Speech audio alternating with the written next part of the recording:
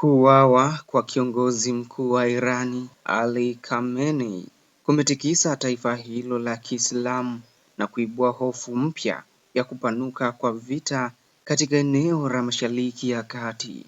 Televisheni ya taifa ya Irani ilithibitisha usiku wa kuamkia leo Khamenei ameuawa akiwa nyumbani kwake, tukio linalokuja wakati Irani ikiendelea na mvutano mkali wa kijeshi na Israeli na Marekani. Kifo chake kinahitimisha enzi ya karibu miaka 40 ya uongozi wake wa juu kabisa tangu mwaka 1989. Katika baadhi ya mitaa ya miji mikubwa ya Irani kuliripotiwa sherehe kutoka kwa makundi ya wananchi waliokuwa wakipinga utawala wake.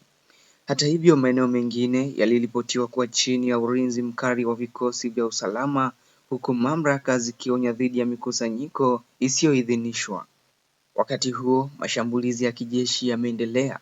Usiku kucha, jeshi la Israel lilifanya wimbi jipya la mashambulizi ya anga, likisema lililenga hifadhi ya makombora ya masafa marefu, vituo vya kurushia makombora pamoja na mifumo ya ulinzi ya anga ya Iran.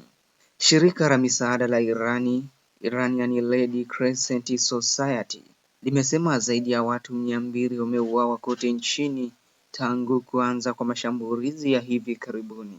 Jeshi la walinzi wa mapinduzi ya Irani limetangaza kuwa litajibu kifo cha kiongozi mkuu kwa operesheni yenye uharibifu mkubwa zaidi katika historia yake, kauli inayoongeza hofu ya mashambulizi mapya Mashariki ya Kati. Asubuhi ya leo nchini Israel, ving'ora vya tahadhari vilisikika huku Irani ikiendelea kurudisha makombora ya masafa marefu kuelekea miji ya Israeli. Karibu makombora yote yalidunguliwa na mifumo ya ulinzi ya anga ya Israeli, lakini kombora moja lilipenya na kusababisha kifo cha mwanamke mmoja mjini Tel Aviv.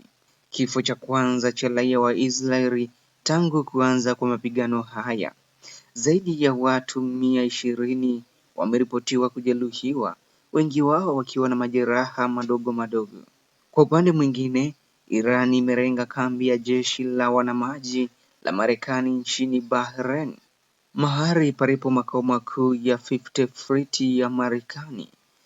Video zinazosambaa mitandaoni zinaonyesha makombora na ndege zisizo na rubani zikishambulia karibu na eneo hilo, ingawa hadi sasa hakuna taarifa rasmi ya majeruhi.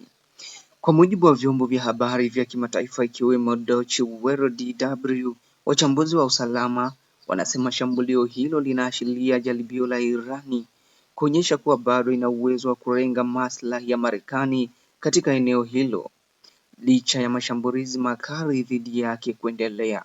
Ripoti za kimataifa pia zinaeleza kuwa Marekani imeongoza mifumo ya kisiasa ya ulinzi wa anga katika eneo la Mashariki ya Kati, ikiwemo THAAD na Patriot, ili kulinda kambi zake na washirika wake. Hata hivyo, wataalamu wa masuala ya kijeshi wanaonya kuwa mifumo mipya hiyo ni ghali na idadi yake ni ndogo kulinganisha na wingi wa makombora na droni zinazomilikiwa na Iran.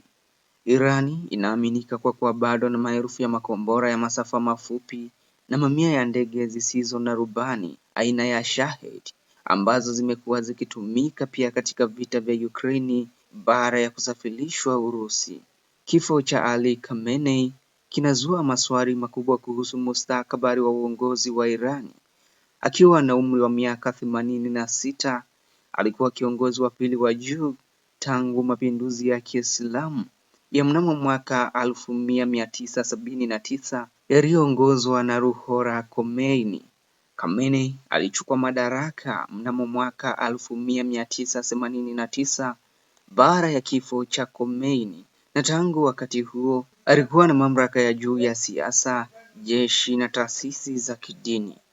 Kabla ya hapo aliwahi kuwa rais wa Irani kuanzia mnamo mwaka 1981 hadi mwaka 1989.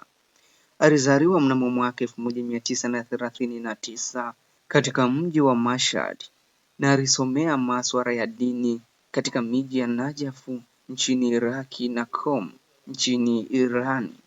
Alikuwa miongoni mwa wakosoaji wakuu wa utawala wa Shah kabla ya mapinduzi ya mnamo mwaka 1979 na aliwahi kukamatwa mara kadhaa pamoja na kuteswa. Mnamo mwaka 1981 Ali Khamenei alinusurika jaribio la mauaji lililosababisha mkono wake wa kulia kulemaa. Baadaye alichaguliwa kuwa rais kwa 97% ya kura kabla ya kupandishwa kuwa kiongozi mkuu mnamo mwaka 1989.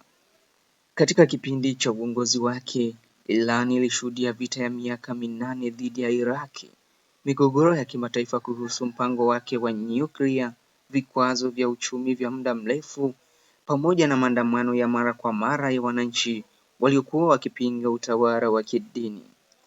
Baada ya kifo chake, Iran inaingia katika kipindi cha sintofahamu kisiasa na kijeshi.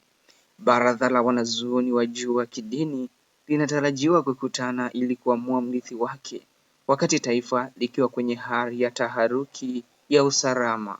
Wachambuzi wa kimataifa wanaonya kuwa mgogoro huu unaweza kuwa wa muda mrefu na kwamba kuondoa kabisa tishio la makombora na droni za Irani haitakuwa kazi rahisi kwa Marekani na Israel. Kwa sasa macho ya dunia yote yanaelekezwa Tehran, Tel Aviv na Washington, yakisubiri hatua inayofuata katika mzozo huu ambao tayari umeanza kubadilisha mizani ya nguvu katika Mashariki ya Kati. Mpaka hapa napofikia tamati, ni kusihi salia nasi kupitia Kopro Media. Kama ni mara yako ya kwanza kuwa nasi, ni kuombe subscribe ili usikose taarifa yoyote mpya. Kopro Media, tunahakiki ukweli kabla ya kukujulisha.